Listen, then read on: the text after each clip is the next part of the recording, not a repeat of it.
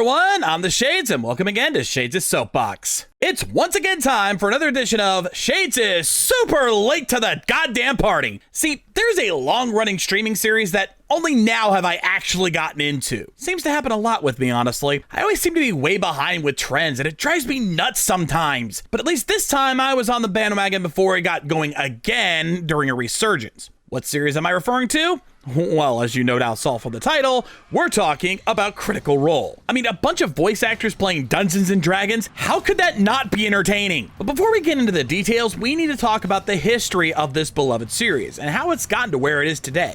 Many of the main players had already been playing Pathfinder together since 2010, but 2 years later, to celebrate one of the players' birthdays, they decided to stream the game for all to see. Given its success, they decided to try making it a monthly thing, but that ended up not working out so well, since even the DM had to be reminded where they left off every time they came back. But it was during this time the last two main players of the cast would join their ranks. In 2015, they were asked by actress and content creator Felicia Day to stream it as a series on the Geek and Sundry channel. As part of this, the DM decided to convert the game from Pathfinder to D&D 5th edition, though had to homebrew one of the characters since they were playing a class that didn't quite exist in D&D. Regardless, it was quickly becoming a smash hit. Then, in 2019, the group parted ways with Geek and Sundry and was streaming exclusively on their own Twitch and YouTube channels, making Critical Role into its own production company to boot. Needless to say, their popularity has only grown larger with time, as you'll soon learn. So let's meet the main cast. Of course, any tabletop RPG gamer knows you need to have a DM for these, and for Critical Role, that DM is Matthew Mercer. While he's been a prominent voice actor since 2004 with numerous roles in anime, video games, and even Western animation to boot, I first came across his original web series, There Will Be Brawl,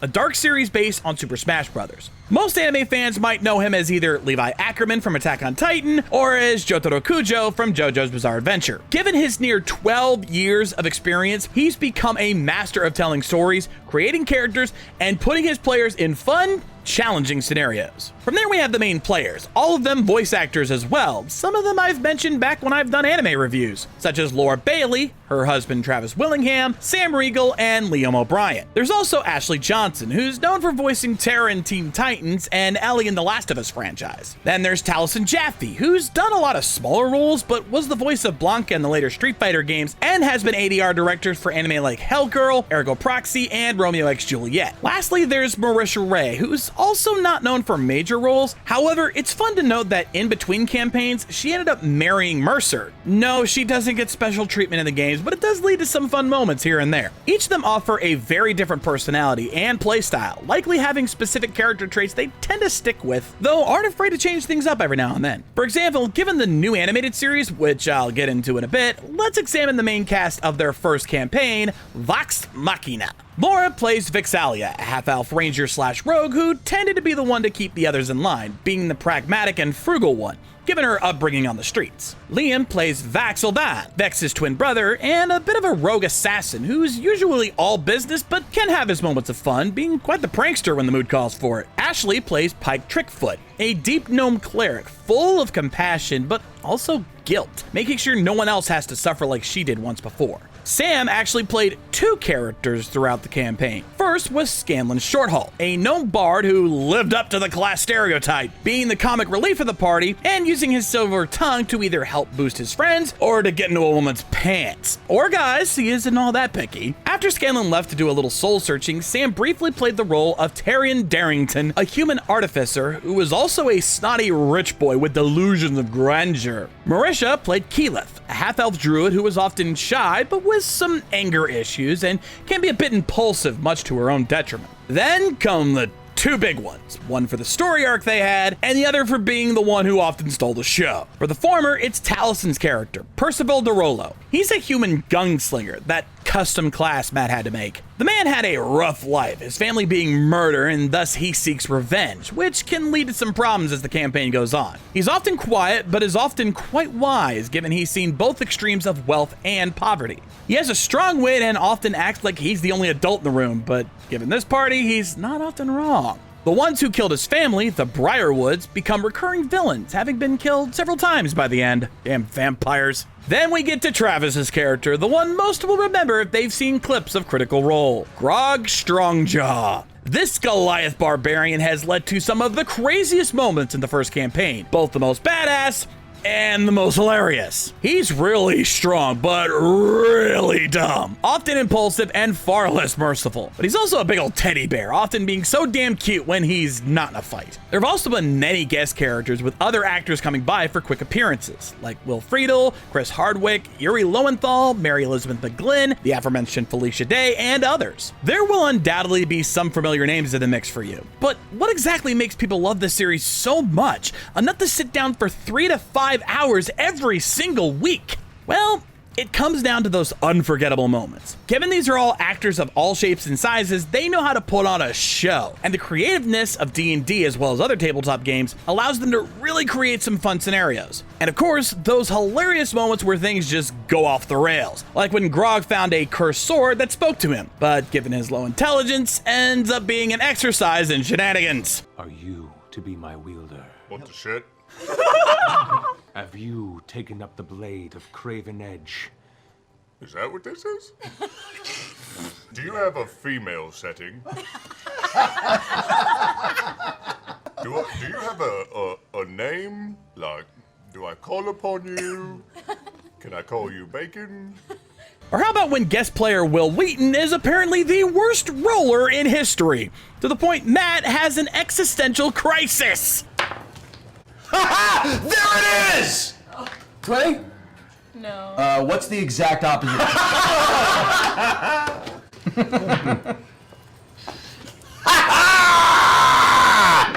No. It happened again! There's no way. This is precedent. You're the nega Percy right now. It's not impressive. Like that's mythic. Statistically unlikely. That's the thing. It You're is. beating math. I know. Yeah, I know. I've been beating math Genius. for 20 years. Genius. Somewhere in the world, there's a person who never rolls under 17, and I was placed on this planet to balance them out, to save you all. To prevent You are the black Yang, hole at the sir. center of our planet from collapsing and taking us all with it. You're welcome. Then there's also those times where things get serious and intense, like when Percy faces down the Briarwoods and shows just how far it's pushed him. I'm gonna get a little weird, and I'm just taking straight chest shots, and I'm just firing chest shots, and I'm just making a hole the size of a baseball in his chest.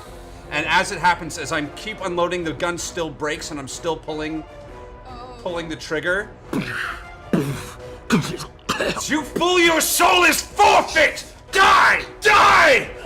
Better yet, at the very end of the campaign, guest player Joe Manganiello brings his Dragonborn Paladin Archon into the final battle with Vecna the Ascendant, only to pull off one of the biggest betrayals ever! I raise my axe above my head, and I say a prayer to Tiamat.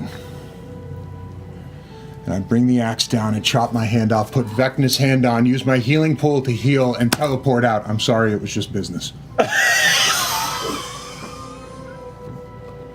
Till we meet again. Wait, what? Did we just get janked? I think that actually works. We just got robbed. We just got rolled. It's hard to get out of here, isn't it? Of course, the roll of the dice determines a lot of how the story goes, and the two extremes are the naturals. A natural 1, where it's a critical fail, like when Vex tried to shoot a chicken from a flying broom, only to hit Scanlan right in the neck. Well, Oh God. with disadvantage. Oh Jesus. Okay. Say it. Say it. One. It's the easiest number to count to. So, Scanlan, as you're watching this chewing, suddenly... Shit!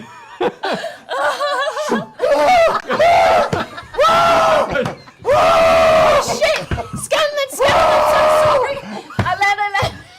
But on the other side, there's the natural 20, critical success. And I have to take this opportunity to share one of the best moments in Critical Role history, at least in my opinion. Allow me to set the scene. This was a one-shot that takes place just after the main campaign finished and was also a live show, so we had crowd reactions for this one, which only made it better. In it, Grog used a magical item called the Deck of Many Things, which could have many random effects, good or bad, based on the card pulled. This time, he had pulled the Void card, which trapped his soul in a gem located in the Plane of Pandemonium. End of campaign. Travis, pull good. Travis, pull good. That one. Amazing. Oh, Hold on. Don't bring pit fiends on her head. Oh shit. What's that? Void. Oh no! That can't be good. I'm sure it's fine. That's like the worst one you could get. Your soul is drawn from your body and contained in an object in a place of the DM's choice. One or more powerful beings guard the place. While your soul is trapped in this way, your body is incapacitated. A wish spell can't restore your soul, but the spell reveals the location of the object that holds it. You draw no more cards. With the rest of the party forced to track him down, along with a couple of guests. Also, have to mention a fun random moment that had been mentioned in the main epilogue, how Percy had lost his arm searching for him. Oh, fucked up. You fucked up hard. Percy lost his arm rescuing you. Which they then used in the one-shot for a bit of a laugh. Out of nowhere, 5 bugbears come charging out of a hallway, grab and tear off Percy's arm. Oh! Yeah! Oh no! Oh no! Oh, where did that... I'll put these back. Oh no! Oh, wait, Percy, he's wait. bleeding, he's bleeding! Keyleth, do something! Man, this feels so random. Yeah, it feels like It seems like a joke. like a throwaway joke that Scanlan would make. It doesn't feel like a throwaway joke right You know, now. Oh, God, there's nothing there! Oh, there's blood! There's blood everywhere! But the big moment came at the end, when they found his soul and managed to free him from his little prison. Gets him adjacent to the stone. As that happens, you watch the stone glow bright red and shatter.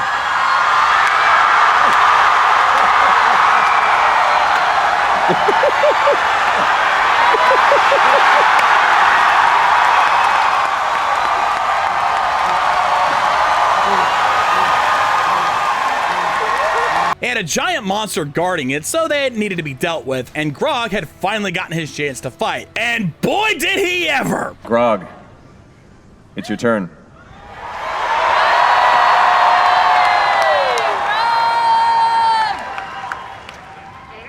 I don't really know what's been going on, but this amazing movie has been playing, and it's about time you all got here. Vox Machina, fuck shit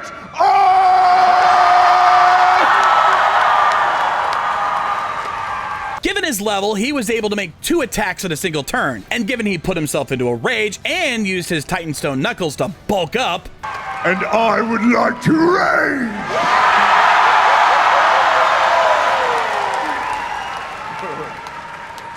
With my bonus action, I will smash the Titanstone knuckles together! Oh, shit. his attacks were gonna hit pretty hard. Then came the first attack roll. I'll make the first attack against him with my blood axe. Go for it. Not reckless. Okay. Just give it a minute. Natural 20.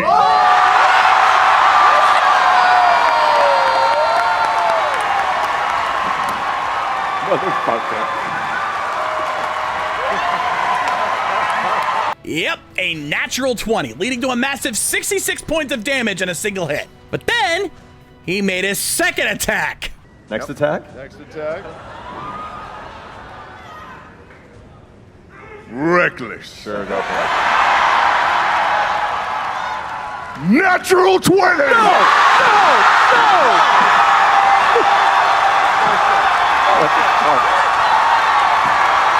That's fucking ridiculous. Look at that shit. Get some footage of that shit.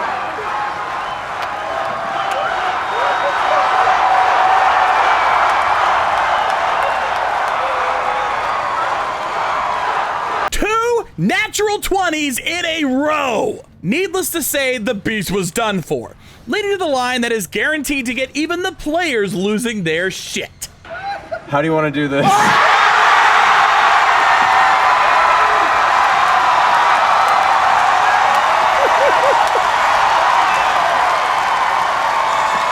Whenever Matt utters that iconic line, it means the monster is dead, and the one who gets the killing blow gets to describe said killing blow to make it as epic as possible. As I watch my comrades dealing incredible amounts of damage to this, I pull out my great axe and I swing just below his kneecap, cutting him down to 1. I see his face come low, and I'm like, no one fucks with Vox Machina.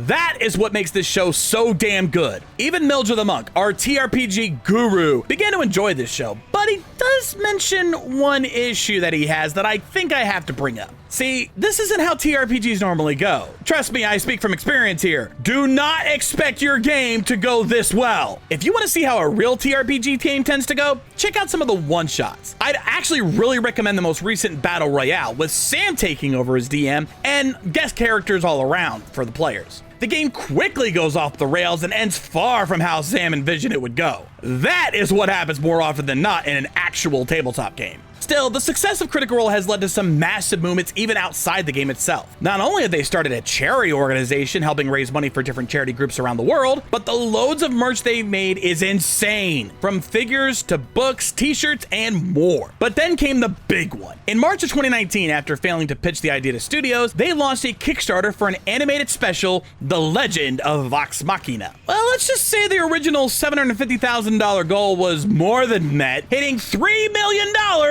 in their first day alone.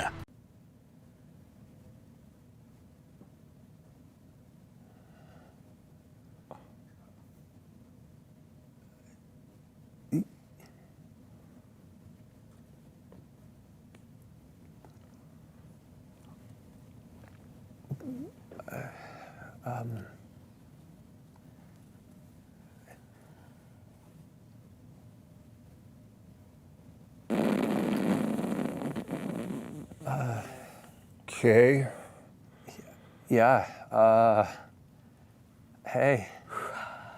The final total ended up at over $11 million, making it the 5th most funded project on Kickstarter. It was quickly then picked up by Amazon Studios, with the series airing at the time of this video. I'll be giving my thoughts on it after the season airs over on the Monk's channel, so keep an eye on that for that very soon. Bottom line, Critical Role's success is honestly no surprise. The name recognition of the cast alone made it an instant draw, and their fun personalities kept you hooked from week to week. They're now in the midst of their 3rd campaign, with Robbie Damon joining them as a genocide bard Dorian Storm. They go live every Thursday on Twitch and YouTube, but I will give a warning to my viewers on the East Coast. For us, the show starts at 10 p.m. Eastern and can often run until 2:30 or 3 in the morning, so don't expect to get much sleep if you want to watch this stuff. If that's not feasible for you, the VODs eventually do up a few days later, so you're never too far behind. Also, expect some massive cringe during the sponsorship segments at the beginning of each episode. Sam can get creative with his bits.